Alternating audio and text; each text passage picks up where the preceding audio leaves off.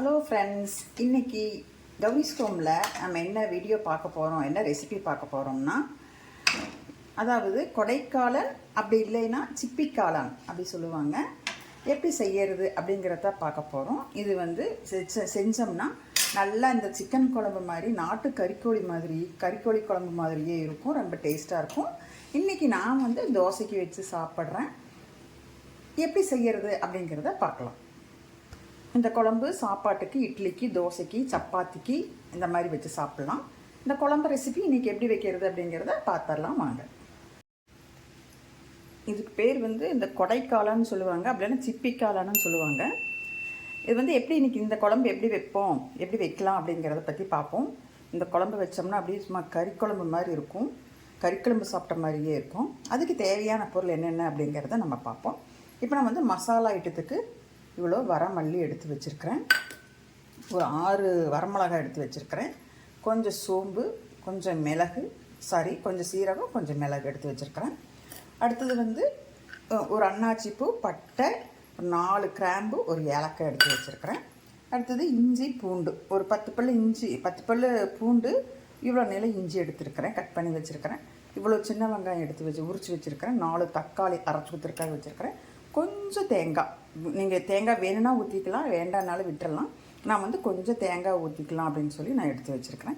இப்போ நாம் இதெல்லாம் வந்து எப்படி குழம்புக்கு ரெடி பண்ணலாம் அப்படிங்கிறத பார்த்துடலாமா? கொஞ்சம் குழம்புக்கு கடலைப்பருப்பும் உளுந்தப்பருப்பும் போட்டு எண்ணெய் ஊற்றாமல் வடக்கல்ல போட்டு வறுத்துக்கலாம். இப்போ வறுத்தாச்சு, மணம் வருது. இப்போ வந்து கொஞ்சம் மல்லியை போட்டு வறுத்துக்கலாம். அடுப்பை சிம்மில் வச்சுக்கோங்க. அடுத்தது வந்து சீரகம், மிளகு, சோம்பு ஒன்றாவே போட்டுக்கிறேன். அதையும் போட்டு நல்லா வறுத்துக்கலாம். அடுத்தது வரமிளகாய் போட்டுக்கலாம். வரமிளகாய் ஒரு 6 எண்ணம் போட்டிருக்கிறேன், காரத்துக்கு ஏற்ற மாதிரி. நீங்கள் அதிகமாக வேணும்னா அதிகமாக போட்டுக்கோங்க, கம்மியாக வேணும் கம்மியாக போட்டுக்கோங்க. இது கூடயே கொஞ்சம் கருவேப்பிலையும் போட்டுக்கலாம், அதையும் நல்லா வறுத்துக்கலாம். வறுத்தது இப்போ தனி பிளேட்டில் போட்டாச்சு. கருவேப்பிலையெல்லாம் பாருங்கள் நல்லா கொஞ்சம் அப்படி சுருண்டுருச்சு. அடுத்தது வந்து என்ன பண்ணலாம், அடுத்தது வரிசட்டில் எண்ணெய் ஊற்றி இந்த பட்டை, கிராம்பு இதெல்லாம் இருக்கு இல்லையா, இதெல்லாம் போட்டுடலாம். நல்லா வந்து இது வந்து அந்த கருகாமல் அப்படியே ஒரு 2 பெரட்டி எடுத்துட்டு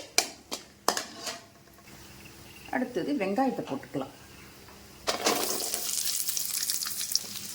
அடுத்து வெங்காயம் போட்டு நல்லா வதக்கணும்.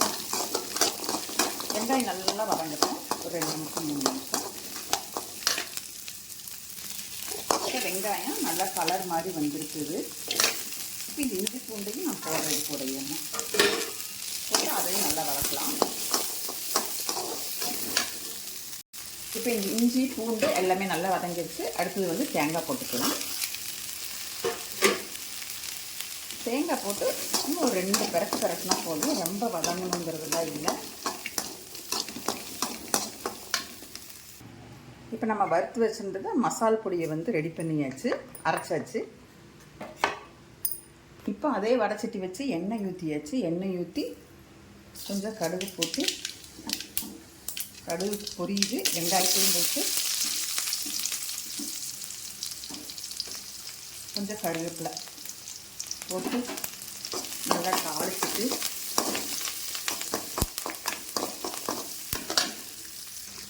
தாளிச்சிட்டு அதுலேயே வந்து காளானத்தை போட்டு வதக்குவோம். ஒரு 2 நிமிஷம் வதக்கலாம். இப்போ இதில் கொஞ்சம் மஞ்சத்தூளும் கூட போட்டுக்கலாம், அதையும் போட்டு வதக்குவோம். பாருங்கள், அந்த காளானில் இருக்கிற தண்ணியே வெளில வந்து வேகுது. இந்த ஸ்டேஜில் வந்து நம்ம மசால் பொடியை போடுவோம். அரைச்சி வச்ச மசால் பொடியை போட்டேன்.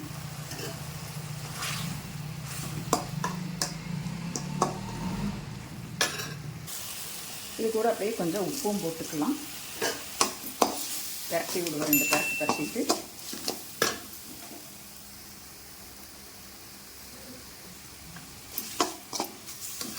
இப்போ வந்து நம்ம அந்த பேஸ்ட்டாக அரைச்சி வச்சுருக்கிற தக்காளி கிரேவி, தக்காளி தொக்கு அதெல்லாம் சொல்லுவீங்க பேஸ்ட்டுன்னு சொல்லுவீங்க இல்லையா, அந்த தக்காளி பேஸ்ட்டை வந்து ஊற்றலாம். ஊற்றி அதையும் 2 கிளறி ஊற்றிக்கலாம். அடுத்தது வந்து தேங்காய் பேஸ்ட் அரைச்சி வச்சுருக்கோம்ல, தேங்காய் வெங்காயம் எல்லாம் பட்டை கிராம்பு அதெல்லாம் சேர்த்து அரைச்சிருக்கிறோம். அதையும் ஊற்றி நல்லா கிண்டி விடலாம். உங்களுக்கு எவ்வளோ தண்ணி அளவு வேணுமோ அதை நீங்கள் ஊற்றிக்கிடலாம். கெட்டியாக வேணா கெட்டியாக, தண்ணியாக வேணா தண்ணி. இப்போ இதில் நான் வந்து மிக்சியில் இந்த கழுவும் இல்லையா, அந்த கழுவுன தண்ணியெல்லாம் எடுத்து ஊற்றி எனக்கு தேவையான அளவுக்கு நான் தண்ணி ஊற்றிருக்கிறேன். ஊற்றி நல்லா பெரட்டி போட்டு உப்பு காரமெல்லாம் பார்த்துக்கோங்க. பார்த்துட்டு நம்ம மூடி வச்சிடலாம். மூடி வச்சுட்டு காளான் வெந்ததுக்கப்புறமா பார்ப்போம். இது கூடயே வந்து கொஞ்சம் கருவேப்பிலையும் கொத்தமல்லியும் போட்டிருக்கிறேன். நான் வந்து மேலே கொஞ்சம் நல்லெண்ணெய் ஊற்றிருக்கிறேன். எனக்கு ஏதோ லைட்டாக கொஞ்சம் காரமாக இருந்த மாதிரி இருந்துச்சு, அதனால நான் வந்து கொஞ்சம் லைட்டாக நல்லெண்ணெய் ஊற்றிருக்கிறேன். இப்போ இதை மூடி வச்சிடலாம். மூடி வச்சுட்டு வெந்ததுக்கப்புறமா பார்ப்போம்.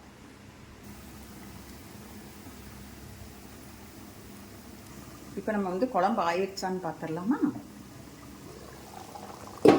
குழம்பு ஆயிடுச்சு. நல்லா பாருங்க, எல்லாம் எண்ணெய் பிரிஞ்சு வந்துருக்குது. இதில் வந்து கொத்தமல்லி தழை போட்டு இறக்கிடலாம். கொத்தமல்லி தழை அப்படியே தூவி ஸ்டவ் ஆஃப் பண்ணியாச்சு. இப்போ குழம்பு ரெடி.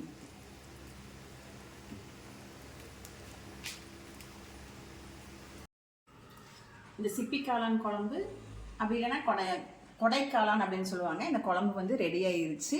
இந்த ரெசிபி வந்து உங்களுக்கு பிடிச்சிருந்தது அப்படின்னா எனக்கு லைக் பண்ணுங்கள், ஷேர் பண்ணுங்கள், கமெண்ட் பண்ணுங்கள். அப்படியே கௌரிஸ் கோம் சேனலை சப்ஸ்கிரைப் பண்ணிவிட்டு பாருங்கள்.